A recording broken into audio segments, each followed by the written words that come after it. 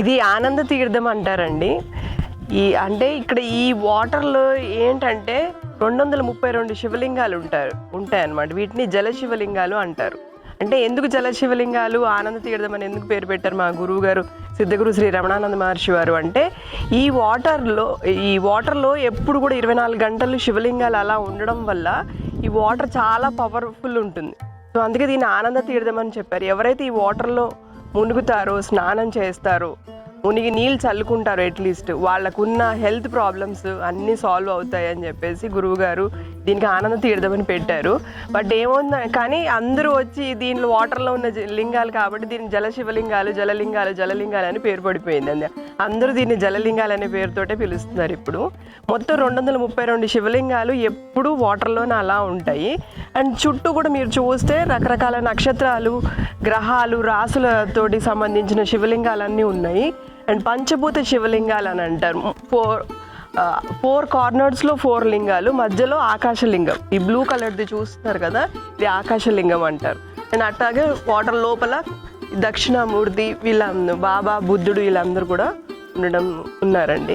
వాటర్లో ఎందుకు ఉంచారు, అసలు ఎందుకు ఈ కాన్సెప్ట్ అని అందరూ అడుగుతూ ఉంటారు. ఎందుకు అంటే శివుడు అభిషేక ప్రియుడు. ఎప్పుడు ఆయనకు అభిషేకం చేస్తుంటే ఎంతసేపు అభిషేకం చేయించుకుని ఆయన ఆనందపడుతుంటారు. ఆయన శివుడిని ఆనంద పెట్టడం కోసం గురువు గారు ఏం చేశారంటే వాటర్లో ఇలా కంటిన్యూస్గా శివలింగాలు అలా 24 అవర్స్ శివలింగాలు పెట్టేలాగా కాన్సెప్ట్ డిజైన్ చేశారండి. అలాగే ఇది జ్యోతిర్లింగాల సన్నిధానం అంటారండి. మన భారతదేశంలో మొత్తం 12 జ్యోతిర్లింగాలు ఉన్నాయి.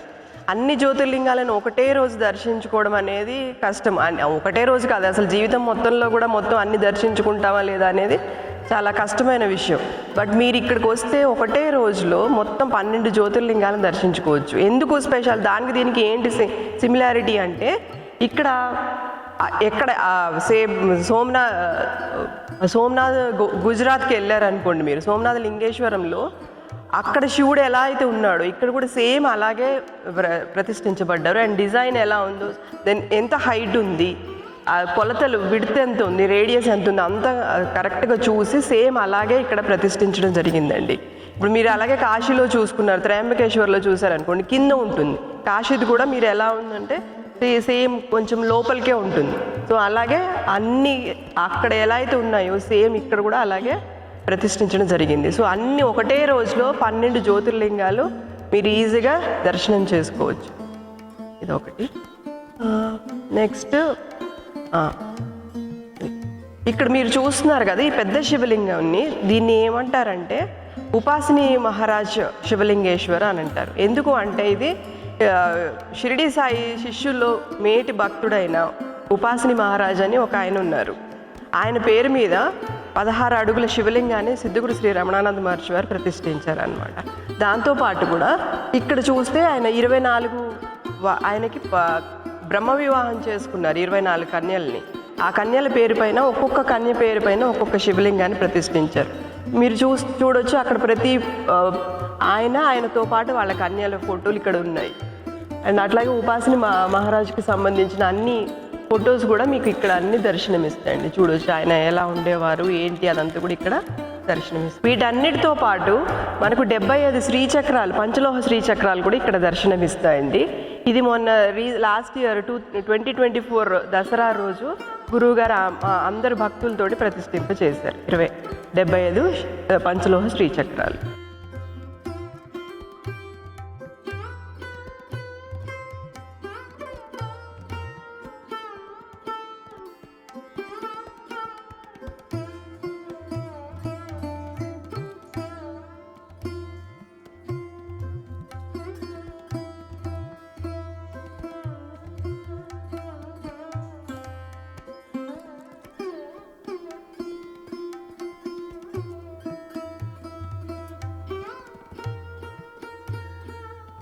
ఇక్కడ మీరు చూస్తున్నారండి ప్రపంచంలో ఎక్కడా లేని బంగారు శివలింగం. ఇది 3 అడుగులు ఉంటుంది.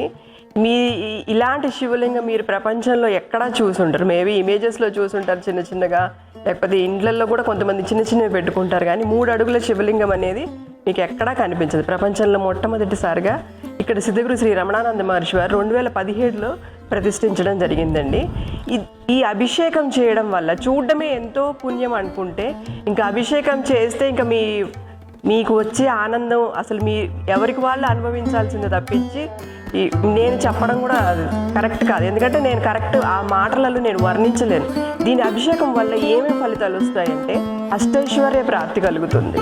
అంటే మీకు ఏమైనా ప్రాబ్లమ్స్ ఉన్నాయి, హెల్త్ ప్రాబ్లమ్స్ కూడా సాల్వ్ అవుతాయి, డబ్బులు వస్తాయి, హెల్త్ ప్రాబ్లమ్స్ సాల్వ్ అవుతాయి. అలాగే చిన్నపిల్లలతో మీరు అభిషేకం చేయించారనుకోండి, వాళ్ళకి చదువులో ఏమైనా డల్గా ఉన్నారు అలాంటి వాళ్ళకి మనోబుద్ధి వికాసం అనేది కలుగుతుంది. అట్లాగే మీరు ఏదైనా పని చేయదలుచుకున్నారు, ఏదైనా పెద్ద పని చేయదలుచున్నారు, దాంట్లో ఏమైనా అడ్డంకులు రాకుండా ఉండాలి, మరి నేను దాంట్లో విజయాన్ని సాధించాలి, అలాంటప్పుడు కూడా ఈ అభిషేకం చేయడం వల్ల మీకు విజయం లభిస్తుందండి. రమణేశ్వరంలో మొత్తం 2000 శివలింగాలు ఉన్నాయండి. అట్లాగే సహస్ర శ్రీచక్రాలు ఉన్నాయి, పంచలోహ శ్రీచక్రాలు ఉన్నాయి. ఇక్కడ మీరు చూస్తున్నారుగా అవన్నీ కూడా పంచలోహ శ్రీచక్రాలు. 1 ఫీట్ 1 అడుగు అంటే 12 అంగుళాల పంచలోహ శ్రీచక్రాలు ఉన్నాయి. అలాగే ఇవన్నిటిని కూడా సహస్ర శివలింగాలు అంటారు. రమణేశ్వరంలో మొత్తం 2000 శివలింగాలు, సహస్ర పంచలోహ శ్రీచక్రాలు ఉన్నాయండి. 2000 శివలింగాల్లో మొత్తము 2000 శివలింగాల్లో 1000 శివలింగాలు శివసహస్ర నామంలోని ఒక్కొక్క నామం పైన ఒక్కొక్క శివలింగాన్ని ప్రతిష్ఠించడం జరిగింది. ఇవన్నీ కూడా ఒక 4.5 yearsలో గురువు గారు అండ్ శిష్యులు అందరూ కలిసి కూడా ప్రతిష్ఠించారండి. మీరు అన్ని ఇక్కడ చూస్తుంటే ప్రతి శివలింగం పైన కూడా మీ పక్కన ఓం మహాకేశాయ నమః, ఇట్లాగే ఓం మహారోమ్నే నమః, అంటే ఇవన్నీ శివసహస్ర నామాల్లోని ఒక్కొక్క నామం అన్నమాట. ఇవి మీరు చూస్తూ జపిస్తూ ఉండడం వల్ల మీరు శివసహస్ర నామాలని మామూలుగా మనమైతే ఎవరం చదవండి, ఇలా చూస్తూ అట్లీస్ట్ ఈరోజు ఒక్కరోజైనా వచ్చి చూసి ఆ నామం తలుచుకోవడం వల్ల మనకి ఆయన స్మరించిన పుణ్యం మనశ్శాంతి కలుగుతుందండి. రమణేశ్వరం మరో ప్రత్యేకత ఏంటంటే ఇక్కడున్న 2000 శివలింగాలకి ప్రతిరోజు అభిషేకం జరుగుతుంది. అండ్ సహస్ర శ్రీచక్రాలకి ప్రతిరోజు కుంకుమార్చన జరుగుతుంది. అండ్ దీనికోసమని బోల్డంతమంది సేవకులు కూడా ప్రతిరోజు అభిషేకాలు కుంకుమార్చనలు చేస్తుంటారు. కానీ నేను ఇండివిజువల్గా అన్ని శివలింగాలకి అభిషేకం చేయాలనుకున్నాను అనుకోండి, అది ఒక్క రోజులో చేయడం అనేది అది చాలా చాలా కష్టం. సో నేను అన్ని శివలింగాలకు చేసిన ఆ తృప్తి ఆ ఫలితం రావాలంటే ఏం చేయాలని అనుకుంటే, మీరు ఈ శివలింగాన్ని అభిషేకం చేయడం వల్ల మీకు 2000 శివలింగాలకి అభిషేకం చేస్తే ఎలాంటి ఫలితం కలుగుతుందో ఒక్క శివలింగానికి అభిషేకం చేస్తే అలాంటి ఫలితం కలుగుతుందండి. దీన్ని ఏకాదశలోహ శివలింగం అని అంటారు. అంటే దీంట్లో 11 రకాల మెటల్స్ మిక్స్ చేసి తయారు చేశారండి. ఇది దగ్గర చాలా వెయిట్ మర్చిపోయాను ఎంత, ఇది 1000 kgs 3 అడుగులు ఉంటుందండి. ఇది కూడా ప్రపంచంలో మీకు ఎక్కడ దొరకదు. 11 లోహాలతో తయారు చేసిన శివలింగం అండి. దీంట్లో అన్ని రకాల చెప్పాను కదా 11 రకాల మెటల్స్ ఉంటాయండి. నాకు 2000 శివలింగాలు అవసరం లేదు, దాని ఫలితం కూడా నాకు అవసరం లేదు. నాకేదో ప్రాబ్లం ఉంది, ఆ ప్రాబ్లం నేను సాల్వ్ చేసుకోవాలి, లేకపోతే నాకు ఒక కోరిక ఉంది, ఆ కోరిక నెరవేర్చుకోవాలి. అలాంటప్పుడు నేనేం చేస్తాను అంటే, ఇక్కడ ఒక్కొక్క శివలింగాన్ని చూసారు కదండి, ఒక్కొక్క శివలింగం చూసారు కదా, ఇవన్నీ కూడా మెటల్ శివలింగాలు. ఒక్కొక్క శివలింగాన్ని ఒక్కొక్క మెటల్తో తయారు చేశారు. ఇక్కడ మీరు కింద చూస్తే దానికి ఏ మెటల్తో తయారు చేశారు అనేది క్లియర్గా రాసింది. ఫర్ ఎగ్జాంపుల్ ఈ శివలింగానికి నేను అభిషేకం చేశాను అనుకోండి, నాలో ఉన్న ఒక కోరిక ఉంది, ఆ కోరిక తీరాలనుకున్నప్పుడు నేను ఈ శివలింగాన్ని అభిషేకం చేస్తాను. దీన్ని ఏమంటారు, ఇష్టకామ్య సిద్ధి ప్రాప్తి శివలింగేశ్వరుడు అంటే. దీంట్లో అష్టలోహ శివలింగేశ్వరుడు. ఇది కరెక్ట్గా చెప్పలేదండి, చెప్తాను. నాకు కష్ట నష్టాలు ఉన్నాయండి, ఆ కష్ట నష్టాలు దానివల్ల నేను చాలా దుఃఖాన్ని అనుభవిస్తున్నాను. సో ఆ దుఃఖాన్ని నివారించడం కోసం అని చెప్పి ఈ కంచుతో తయారు చేసిన శివలింగం, కంచు మెటల్ మనకు తెలుసు కదండి, ఆ కంచు మెటల్తో తయారు చేసిన శివలింగం, ఈ శివలింగానికి అభిషేకం చేస్తే నాకున్న కష్ట నష్టాలు తీరుతాయండి. అలాగే ప్రతి ఒక్క శివలింగానికి కూడా ఒక్కొక్క స్పెషాలిటీ ఉంది. మీరు క్లియర్గా దాని కింద రాసి పెట్టి ఏ మెటల్ అండ్ దానివల్ల అభిషేకం చేస్తే కలిగే ఫలితం కూడా మీకు ఇక్కడ క్లియర్గా రాసి ఉంటుందండి.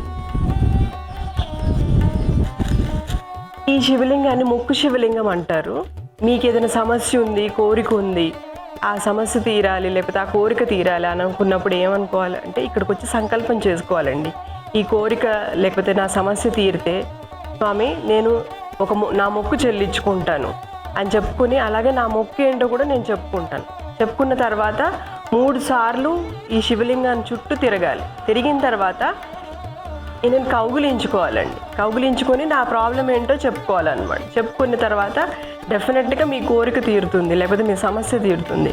ఆ తీరిన తర్వాత మళ్ళీ వచ్చి మీరు ఏదైతే మొక్కుకున్నారో ఆ మొక్కుని చెల్లించుకోవాలన్నమాట. ఇది చాలా చాలా ఫేమస్ అండి రమణేశ్వరంలో.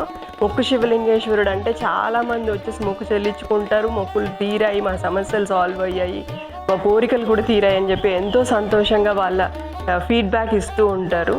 చాలా చాలా సంతోషం అండి ఇది. ఈ రోజులో మనం చూస్తున్నాము సైన్స్ ఎంత అడ్వాన్స్ అవుతుందో, అలాగే ఈ మూఢనమ్మకాలు ఇలాంటివి కూడా చెడ్డ ప్రయోగాలు ఉండడము, దిష్టి తగలడం అనేది చాలా చాలా మందిలో దానివల్ల చాలా ప్రాబ్లమ్స్ ఫేస్ చేస్తున్నారు. అట్లాగే చాలామంది ఆ ప్రయోగాలు చేసే మనుషులు కూడా ఎక్కువ అవుతున్నారు. ఆ ప్రయోగాలు ఉపయోగిస్తున్నారు, వేరే వాళ్ళ మీద ప్రయోగిస్తున్నారు, వేరే వాళ్ళకి దుఃఖాన్ని కలిగిస్తున్నారు. దానివల్ల మనం చెయ్యని తప్పులకు కూడా ఎన్నో రకాలుగా మనం సమస్యలను ఎదుర్కొంటూ ఉంటాం. అలాంటప్పుడు మనం ఏం చేయాలి? కొన్నిసార్లు దేవుడికి చెప్పుకోవాలనుకుంటాం, కొన్నిసార్లు అసలు ఏంటి సొల్యూషన్ అనేది ఎవరికీ తెలియదు, అగమ్య గోచరంగా ఉంటుంది. ఎందుకంటే అసలే ఆల్రెడీ సమస్యల్లో ఉంటాము. మరి దీన్ని ఎలా సాల్వ్ చేసుకోవాలన్నప్పుడు ఈ శివలింగము దానికి మీకు చాలా తప్పకుండా మీ సమస్యల్ని నెరవేరుస్తుందండి. మీ సమస్యలని అన్నిటినీ సాల్వ్ చేస్తుందండి. ఈ శివలింగం పేరు ఏంటంటే దుష్ట ప్రయోగ వినాశక శివలింగము. మీ మీద దుష్ట ప్రయోగాలు జరిగాయి, చేతపడులు జరిగాయి, లేకపోతే నరదృష్టితోటి మీరు ఏమైనా బాధపడుతున్నారు, లేకపోతే ఇంకా ఇది కూడా ఉందండి, దయ్యాలు భూతాలు పట్టిన వాళ్ళు కూడా ఉంటారు. వాళ్ళందరూ కూడా వచ్చి ఈ శివలింగాన్ని కనుక అభిషేకం చేసుకున్నారనుకోండి, డెఫినెట్గా మీ ప్రాబ్లమ్స్ అయితే 100% సాల్వ్ అవుతాయి. మీ నమ్మకంతో రండి, తప్పకుండా మీ ప్రాబ్లమ్స్ సాల్వ్ అవుతాయి. దుష్ట ప్రయోగాలు, నరదృష్టి అండ్ దయ్యాలు భూతాలు చేతబళ్ళు అండ్ ప్రయోగాల్లో కూడా చాలా రకాల ప్రయోగాలు ఉన్నాయి. అన్ని రకాల సమస్యల్ని కూడా ఈ శివలింగ అభిషేకం అనేది శివలింగ చేయొచ్చు, ప్రదక్షిణ చేయొచ్చు. చేయడం వల్ల మీరు తప్పకుండా మంచి మంచి ఫలితాలని పొందుతారు.